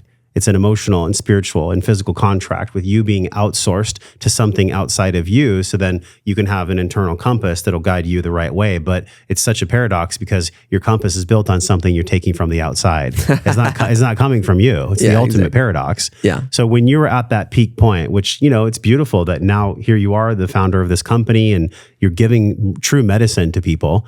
We have to give a caveat because we're not giving medical advice, right? And we're not doctors or therapists. But at the throes of addiction, maybe was it addiction to Adderall? Was it addiction to something else? Could you ever in your wildest fucking dreams imagine that you'd be sitting here right now? Did you have flashes of that, or did that come way down along the journey? Take us to that point. Zero. I think just like you have to go into a state of complete chaos and insanity, to really, really fundamentally find what's most true about yourself. And I wouldn't say that you have to. There are all different layers, and there's infinite, expressions of these experiences, and everybody has their own path. But let's just say, for me specifically, I definitely had a chapter of my life where I was immersed in such a deep, dark level of just absolutely, seemingly infinite, existential horror and chaos, that it brought out of me a deep appreciation and an understanding for the antithesis of that. And this goes into duality, the duality principle. And we could go 7 hours on duality in and of itself, but everything comes down to it, right? And we talk about spiritual traditions. We talked about religions. Everybody on this planet, it's undeniable, or even storytelling. Our greatest stories in pop culture are superheroes. Star Wars, George Lucas. Based on Joseph Campbell's work, which is based on Jung's work. It's duality. It's the light side. It's the dark side. Truth, illusion, masculine, feminine. All of those things. And you couldn't comprehend light without darkness. It would not exist. You could not have an experience of light or an appreciation or an understanding for it without the contrast of darkness, right? It's only as light as the dark is dark. And so, you know, if you're going to blame the circumstances in your life, the quote unquote seemingly bad circumstances in your life for bringing about such horror and terror and all the bad, then you better blame them for the good too. Right? It doesn't mean that those you want more of those. It doesn't mean that you want to relive your darkest days. It doesn't mean that, you know, the death of a loved one, you can say, man, I'm glad, you know, I'm totally, you know what I mean? Like, you can't say that, but the thing is that it goes back to that danger opportunity thing, right? Inside every experience and inside the darkest of the dark, the most traumatic of the traumatic, the deepest horrors that human beings can experience, when you talk about losing your loved ones in horrible ways, losing children, losing the loss of someone that you truly love. It's like the crashing down of the fabric of reality itself at your deepest possible level. It ignites every fire inside of you. You know, it's inside every one of those experiences, there is opportunity. That's not easy to hear. In fact, you fucking hate to hear that when you're in the middle of it. Anyone who tries to tell you that, if you've say you've lost a child, or say you're, you know, but that's okay, because that's what makes the experience real. But there is opportunity there.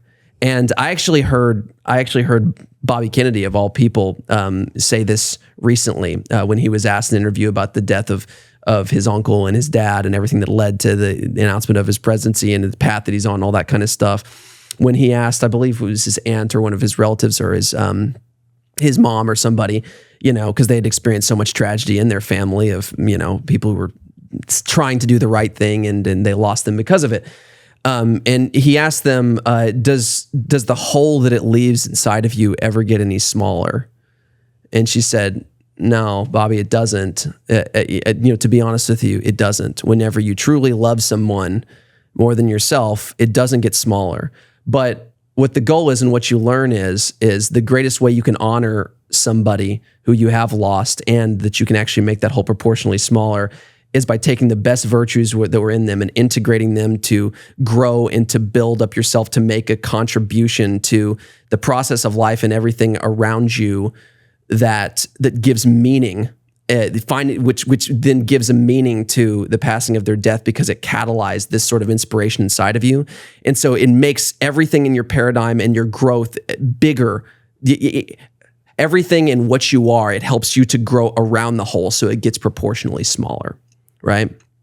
And so my whole point in saying all that is that in everything, there is opportunity, and the goal in everything, in anything that's dark and horrific, is to find the opportunity. So without going into crazy details about that, I was in a chapter of my life where everything that I knew completely broke down, including my physical health.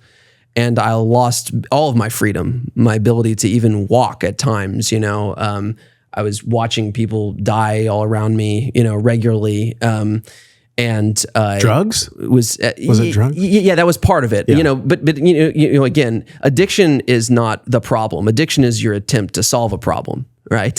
You know, again, that's that disconnection from self that happens from trauma. Whenever you're traumatized by something, your mind and your mind and psyche automatically, there's a disconnection from self that happens, and you kind of go rogue, like we were talking about before, because you want to disconnect from that most vulnerable part of you, which is the most authentic part that can be hurt, because you feel everything in that. So you disconnect, and the more that you're traumatized, you create these layers of disconnection, and you go farther and farther away from it. And in that disconnection, you try to mimic, you long for that reconnection to fundamental self, which has all of these feel-good feelings. And so you want to feel safe. And so you're in the opposite of that. You're in stress hormone mode. So then you try to manipulate your physiology to mimic that state that is home, what I call it's home. It's familiarity. It's your existential core. It's the part that we're talking about, we're trying to get to. It's who you really are. It's nature. It's life. It's all those things. And you're trying to mimic that. Food, sex, drugs, etc. And you realize that you can't. You can just dope yourself up into a mode to where you kind of get a little bit of the feeling, the artificially induced like end stage feeling, but without the centerpiece that sustains it. So it's like, it's fake. Is that where It's you a lie. were? It's an Were you, illusion. were you in Yes. that consciousness realm Yes, right absolutely. there? Oh, for sure. Yeah, for sure. Addiction, amphetamines, go down the list. A lot of that was part of that. But I had a complete crisis from probably as a young person.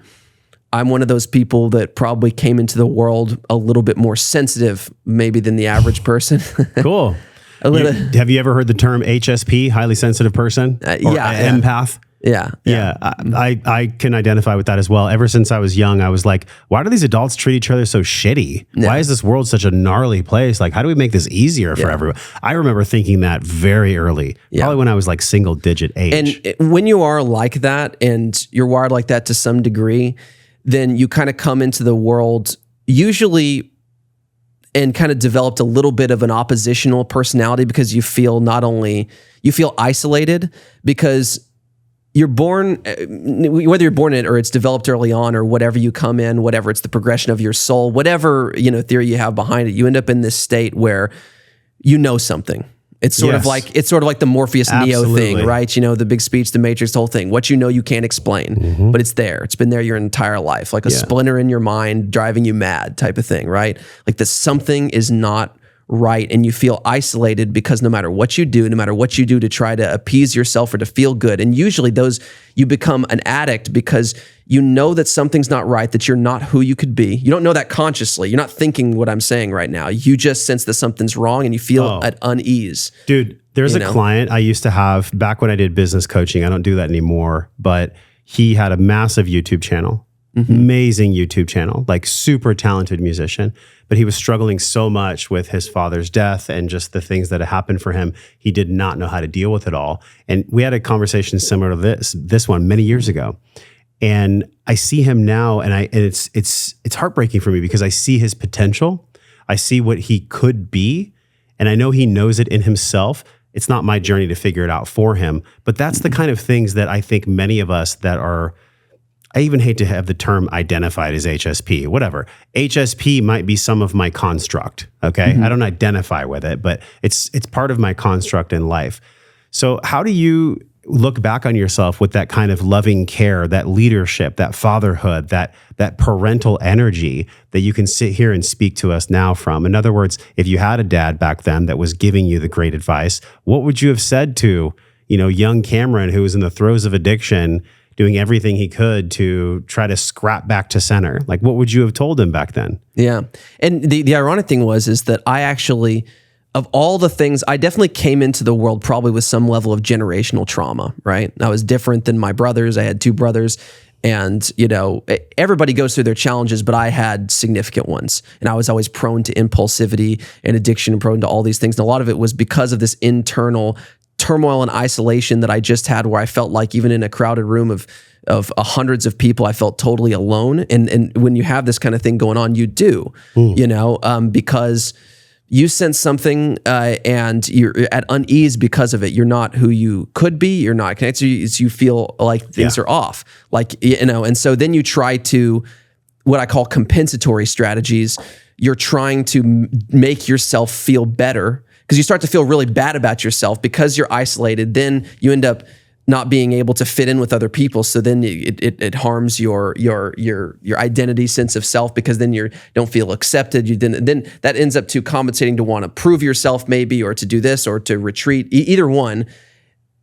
It's very, very often that these type of people end up trying to compensate, to try to get that sense of self back, even though they don't know it. With doping themselves up in various different ways to give them the dopamine to feel more confident, to feel more in control, to feel more like things are right when they know they're not. And then whenever the substance or the behavior or the impulse wears off, you feel twice as bad because, oh my gosh, that didn't work. And now what do I have? Wow. How could you distill that wisdom down into a sentence or two for not just you at that age? Yeah. For somebody with us right now. I can actually feel their presence, whoever they are. Yeah. I can feel this person watching, listening right now. Can you distill that down for them? I would say the best piece of advice, if I were to talk to a 5, 10-year-old version of myself, don't chase feelings. Chase meaning, chase things that matter. The feelings will come the stability will come.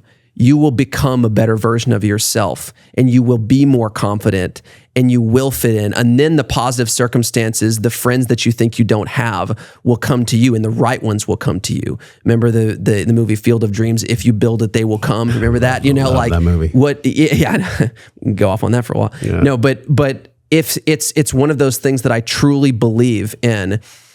Don't chase in general, and certainly don't chase feelings or states. That's the biggest thing that as a young person, you just naturally do it. You run towards pleasure and away from pain. What else do you know? Yeah. Right? Do not chase feelings, no matter how good they feel. You know, chase things that matter. Chase developing yourself, developing your skill sets. Because you invest in yourself, you have abundance and you have value. You have something to offer yourself. You have something to offer everybody else.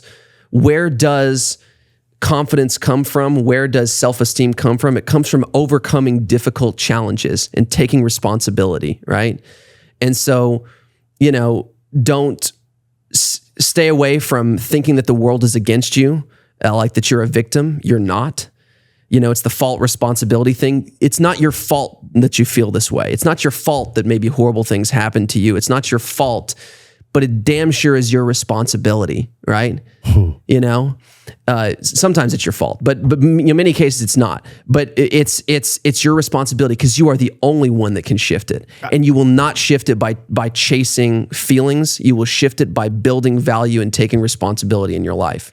I could advocate for the other side and say that nothing is absolutely our fault at all. It's just the fault of the consciousness that we previously held.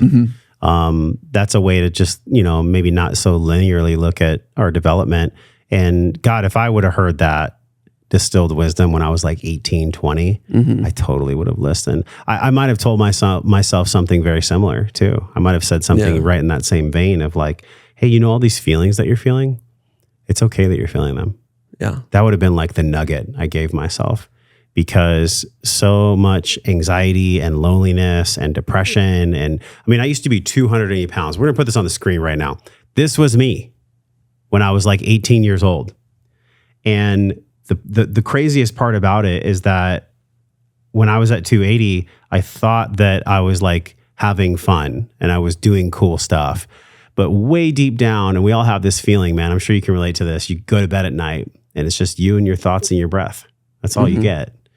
And there was probably a good 5 years before I just tucked everything into a storage unit, sold everything I owned and moved to Hawaii before I finally started to feel Josh, like just be connected to him. And so this journey that you put yourself on, that you signed up for, otherwise it wouldn't have happened, with Adderall and with addiction and with so many things that happen for you, you can absolutely look back now, I'm sure, as it being a total gift, because you wouldn't be here. You wouldn't be sitting right here if you hadn't have gone through stuff that I couldn't even imagine, right? Adderall and addiction. And like, I think there was even a massive spending spree at some point where I think you and Luke talked about you were rivaling the what was the guy's name? Well, it was my life devolved at one point. This is one of many things. It devolved into what could be considered a combination of Ace Ventura and Breaking Bad. Let's just think of that. You know. So can you feel the gravity of that, and can you share the gravity of that actually did define you, but it didn't put you into a jail cell? What occurred? Yeah. No, it's. The thing is looking back on it now, whenever you're in the midst of it, like I was talking before, and being immersed in just the deepest, darkest, chaotic, absolute, you know, what seemingly feels like at the time is the biggest, just most belligerent smear of chaotic nonsense, of meaningless nonsense, of bullshit, you know, that you can imagine. And it's like, how could I ever, especially once I got physically sick back to a certain point where literally every doctor around me was telling me like, this is it, you know, this is not, you know, this is just to manage expectations. This is not something that people come back from when they get this sick kind of thing. When you're in that place, or even when you're far before, it was mental and emotional long before it was physiological. and there was a very slow descent into hell, and there was multiple chapters that were very different. Some are comical, like the animal situation back then, where I had like an apartment full of monkeys and dogs and piranhas and parrots and all kinds of stuff because I was tweaking on Adderall and all kinds of stuff. And but whenever you're in the middle of it, it feels like that. And whenever we asked me earlier if I had clarity back during that time, I always sensed. There may have been a deeper part of myself, but what happens during trauma is you compartmentalize and you go into this, you escape into certain parts, and you lock my sensitive part that sensed that away because it was too painful to face the fundamental reality that I was committing one of the, like I talked about earlier, probably the greatest ethical crime that a person can commit on themselves is that I could be way more than I was being, I could be. You felt that back then? Infinitely more. I felt it at times, but then I locked it away, and the mind tries to do that. That's what we were talking about earlier of like, people will double down and triple down on addiction to not face that reality especially if they're a person that can sense it. A lot of times the deepest addicts are the people that can sense that. And because they don't have the tools, they don't have the courage, they don't have the circumstances at that point to be able to start addressing it or even know how to, they start to believe that it's impossible to do it, but they have a sense that they are nowhere near what they could or should be or who they really are, and it torments them. And so they go deeper and deeper into escapism to try to run away from that because that is always there, like a judge telling them that they are not who they're supposed to be, like being haunted by one of the ghosts in Dickens' Christmas Carol, like Ebenezer Scrooge, like the guy with the chains or whatever that comes in. I had an experience that's very much Dickens-like in that situation, where I even had my first psychedelic experience was very much like that, past, present, and future, visually going there, seeing it, so on and so forth, and being horrified and terrified. And it was a psilocybin experience that really changed the entire trajectory of my life. Did that plant take you to this plant? Yes. That was the no journey. Question. Yes. And obviously we're linking that show because we don't have time to go into your full depth of story. I want to give the respect it deserves because it's a fucking awesome story. Like, it was so good. But I'm just curious because to tie it back to why we're here, what we would do with these allies, you found the ally from one plant to another. That's so amazing. Yes. That's so amazing that one plant told you about another plant. It's almost like they're all connected. Well, it's like we were talking about earlier, and we know that this, and again, I'm not saying that this is the reality, and we're talking about some of these, theoretical principles as far as the Gaian principle and as far as, the plant intelligence and collective intelligence influencing in this specific way. But this is a very interesting thought exercise in the sense of like, that this underpinning intelligence that orchestrates everything. We know that it orchestrates multiple cells that are seemingly unrelated to coordinate together inside the human individual paradigm, which is just an extension like the apple on the tree, for the collective and base intelligence of this entire planet. And then that is an extension of the base intelligence of, the galaxy, universe, et cetera, and the existence beyond and never ending, probably a never ending, limitless loop. And even the idea or thought of boundary or time is really just a construct and an illusion anyways. Quantum physics even tells that. So again, we could go down that whole thing, but I really think that that's an interesting way of thinking about it, at least to some degree or at some layer or expression of that, because just understanding that there is no question that there is an interconnectedness to all things. And there is no question that there is a base substrate intelligence that governs nature. And we are that. We're not something that just resides over nature, that we just kind of sit on top of this ball that is nature that's floating in the cosmos around this huge ball of fire. It's like, that's miraculous and crazy to even think about on its face anyways, but we're an extension of it. We're part of it. We're like the blade of grass. We're just a more complex extension of it that can walk around and do certain things, but that's all we are. We are an extension of that life process. And so whenever we talk about what cultivates health, it's expression, non-manipulated, non-divorced expressions of that collective intelligence. And that's why true medicine comes from nature unadulterated, right? Whenever we talk about integrating medicines, because again, we're just coordinating it, just like I would call on a therapist, right? Or I would call on another person who might be the perfect person to to converge and be biologically and psychologically and emotionally compatible for me to help break down certain boundaries and get over a certain negative trajectory to reintegrate me with who I really am and ultimately nature, et cetera. Calling on these plants is the same thing.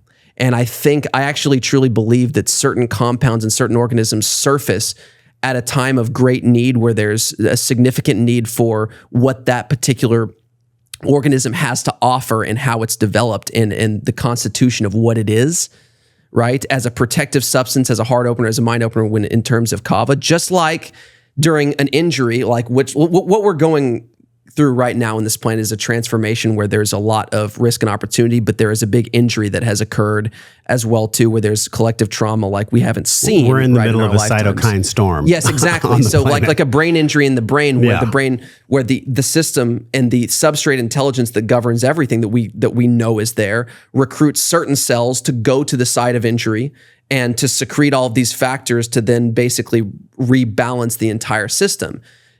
Everything in nature occurs whenever there is something that threatens the health of the system, then the intelligence seeks to reestablish homeostasis. Just like whenever you go in the gym and work out and you break down a muscle, it's going to mobilize its resources to balance it out and to create some sort of, everything goes back to stress and adaptation. Adaptation occurs from the intelligence reestablishing homeostasis so that, consciousness can persist and at a sustainable and balanced state of being so that life can continue and to thrive and flourish, right? And can continue to progress and grow. Life will find a way, right? As the Jurassic Park quote. Absolutely. Another great movie. We've dropped some great movies on this podcast, y'all. Exactly. There's going to be some good ones in the show notes. So as we round, think about this.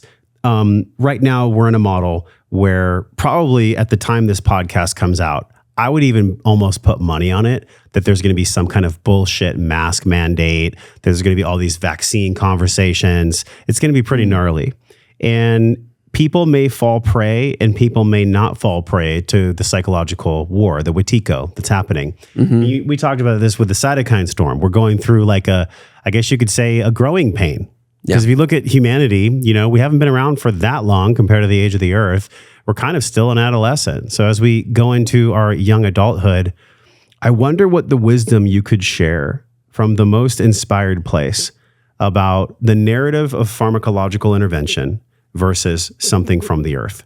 Mm-hmm. How can you articulate that in the most simplistic and powerful way so that somebody truly understands the paradigm, the dichotomy that we're in? Yeah. And you can actually go back, anyone who's listening, Luke Story and I went into this on, I think, our second podcast that we did, and this is a really important, I don't always get the chance to kind of go into things at this depth, which is what I love about you and I love about this platform as well. But this is really important because, again, whenever we talk about, and I said this, before we started, and I said it, midway through, I think, that what Kava symbolizes is just as important as what it is. Okay. And so what we're doing, even with True Kava, it's an educational and advocacy campaign. It's a movement, but to kind of stimulate and catalyze this sort of plant medicine renaissance, this consciousness, renaissance that's to help us from one angle. There are many angles that we can come at it at, but feed into this process of getting through this growing pain and actually healing it. And then collectively, I think that these tools that intervene on our consciousness, on our perspective, are some of the most powerful tools for transformation because, again, healthy cultures are made of healthy individuals and healthy individuals are made from healthy mentalities. It all starts with perspective. It all starts with mindset and how connected you are with what you really are to truth. Without an internal compass and a vision that extends off of that's in line with objective reality. Objective reality meaning that substrate intelligence, just like in the body, the cell that's gone rogue, it has to get back online with objective reality, which is that the truth of the existence of that intelligence that's there. And once it believes that it's something separate, it acts against it, right? So again, in order to do that, these compounds are some of, in my view, some of the greatest tools, for intervening in a human psyche and to catalyze cultural transformation in that regard. Michael Pollan, before, just real quick, I want to go into that, into the actual synthetic pharmacology thing. But, to go back to the Michael Pollan thing for just a second to kind of set this up. Michael Pollan was on Joe Rogan's podcast as many others whenever he was doing a book tour for, I think not his last book, the one before it. But he did a really good job of articulating the fundamental reality and his perspective of it, of how caffeine, he was using caffeine in this scenario, helped to reshape and structure the collective mind of Western civilization in the early 1900s. And he did a great job at making a fundamental philosophical point about the power of these substances. A lot of people just think, oh, it's just a food. Come on, that's like just something that you take. Like really, like, the world's going to be changed through politics or through this. That's like saying, your chronic disease is going to be corrected through a drug, and manipulating your chemistry downstream, which is just a byproduct, which is just a symptom of something. Your gen is just going to approach a symptom, and so on. And there are things that can be done at all different levels to create transformation, but it starts with the sovereignty of the individual, and it starts with the sanity of the individual, and sanity being your connection to what you really are and to objective reality and everything that we've talked about on this podcast.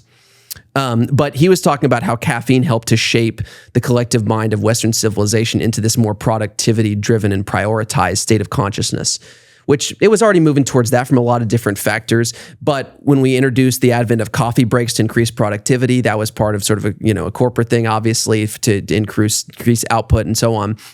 But when you have a large population or large collective group of people, which meaning an entire country at this point or entire civilizations today, all using something that is psychoactive, that creates a certain collective state of consciousness that's within a certain range, then it totally makes a massive contribution to the development of what that collective group or civilization's values are, what their aspirations are, what their goals are, what their disciplines are, what their actions are, right? And then it can fundamentally actually change the culture, right?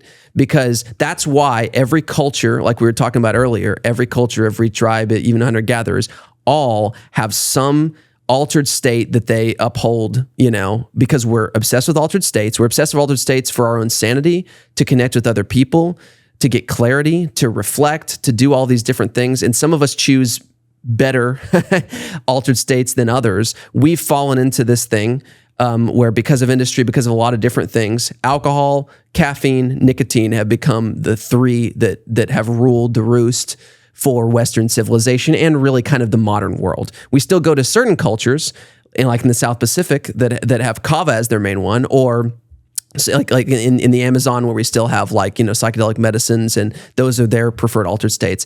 And we actually see that all of these cultures that use these much more higher intelligent living organisms sort of based entheogens that bring you to a state of higher consciousness in the altered state instead of suppressed consciousness. It's when you study some of the results culturally, as far as levels of mental illness, when you talk about connection to the natural ecology, the value structure of sustainability, all of those things, right? That we're kind of divorced of today, where it's sort of like mass production, maximize profits, grow exponentially, et cetera, right? And it's sort of like we're kind of in this productive game because we're locked into this one part of our consciousness, which is useful, but without the other part that sees the big picture, with integrating the mind, integrating the left and the right, the analytical, which is, the practical and sort of daily this and that, versus the introspective and the creative. You get too introspective and creative, then, like we talked about, you're the hippie that's not really productive, but says a lot of things that are interesting and probably true. Yeah. And then if you're too overly analytical, then you lose your connection to that bigger picture. It's more mundane and it's more just like productivity, et cetera. But anyways, so the idea was, and so what Michael Pollan was describing was how caffeine helped to shape, and I would say alcohol has also fed into that shaping big time as far as the social structure, how we connect. It's like I would say it's like the vast, overwhelmingly majority of any social atmosphere, alcohol is there. It's the focal points of every city. Oh, we're a great brewery town. It's like, who gives a shit? Yeah, and where it's not, caffeine rules the roost. So caffeine is like daytime sociability, meet someone for coffee, and caffeine is, I'm not shitting on caffeine or anything like that, because there's definitely times and places, and coffee can be an amazing, even, food and stuff like that. But it's not one of those things. It can be addictive. It can make you off your center. It can imbalance if over consuming caffeine. It's one of those. It's not I wouldn't say that it's a bad guy, but it's one of those things you have to learn how to work with. It's a tool you can harm or hurt how to with work with. And Kava's one of those that's more closer to the center of integrating and balancing the human mind, left, right brain hemisphere, which is why, again, we're so divided. You look at everything, we're divided left and right brain. That's what conservative and liberal is, right? You know, we're locked in this part of consciousness that conserves the knowledge of the past, is more about analytical and fact and blah, blah, blah. And this over here is all about opening opportunity, big picture of the future, emotion, etc. And, you know, these guys end up being locked away. And, you know, one side says rich people are greedy. The other side says poor people are lazy, you know, and it's one of those, true. and it's like, and it's like, really, it's the integration. Yeah. Integration is the takeaway message, I think, as far as human development is concerned. We talk about psychedelic journeys. We talk about life. We talk about this and that. Integration is actually taking deep lessons in introspection and, you know, actually integrating them into the practical reality of you in this incarnation, you know, or this, you know, whatever you call it, this reality you. It's action. It drives action. But so the idea with this is that Kava, anywhere where you've seen Kava, so that all being said, in Polynesia, everywhere where you've seen Kava proliferate, it has done amazing things to develop very tight-knit, authentic communities where, you know, mental illness is extremely low in the way that we see it, you know, today. And even instances of other metabolic diseases, and there's a whole other conversation as the physiological stress-driven diseases, et cetera. Because you're talking about a substance that if a culture upholds a substance like this and chooses to form a relationship and appoint this substance as its main arbiter of altered state, right? We choose this altered state as our altered state. We know that we kind of need altered states for sanity, as resets, etc. We're all drawn to them, like we said before. We know we all need a spiritual pressure washing now. Yes, and then. Exactly. We do. And when we choose certain strategies or allies that deliver a higher quality altered state, and then collectively we start to enter into that in large numbers for a large period of time, it creates totally different atmospheres. Like what we notice too, and we have, you know, tests for this because we have whole cultures in Polynesia with Kava, for example. They have 20 times as many Kava bars as they have regular bars in Fiji, right? Why is that? Well, the only reason why they have regular bars is only because of tourists and stuff like that. They're like, why would we use that shit, you know, whenever we have this? The atmosphere at a Kava bar is normally, unless they have low quality stuff, it's just this very authentic, you know, the state that people are in. It creates these amazing atmospheres where it's just like, you know, people are just, they're themselves. You will never see a fight break out at a Kava bar that I've seen, you know, or whatever, right? You know, it just doesn't appeal to that more animalistic. For everything that we've talked about, where Kava touches places, it tends to help to contribute to a much better atmosphere. So like I said earlier, the thing for the True Kava Initiative is more, it's what it symbolizes is just as important as what it is. And it symbolizes a mentality. It symbolizes a choice, you know, to invest in your mentality and to expand and to pursue authenticity and to pursue that part of you which is most natural and most authentic, right? Mm. And it symbolizes connection, symbolizes hope in a lot of ways. It symbolizes a lot of things. And so even seeing it and using it, sometimes the act of using something, knowing that you're doing something good for yourself and investing in that is also a very powerful thing, right? Where you're taking this conscious choice and you're saying, I could go one way, you know, and not to say that there's no way that people can adapt to alcohol to some degree, but it is a vice. You're just having to adapt to it, you know, and to try to keep things together while you're using it. And Kava is one of those things that I fully actually believe that everywhere where it's touched, we're going to see those same results if we get it proliferated and solidified. And I think it's coming no matter what. I think that it's emerging, and we're just trying to act as arbiters for that. If you had to wave a magic wand, how would you use Kava to extinguish the unconscious drive for alcohol and pharmacological intervention? Well, the interesting thing about this and what we've seen both in patient populations and just anthropologically in culture, we could look at data in my own personal experience, is that generally whenever people start to use a substance like Kava, they naturally start to lose their taste for alcohol. This gives me actually what I thought I was getting out of alcohol, or this is what I really wanted. You know, it's like, I just feel more of myself, and it's smooth.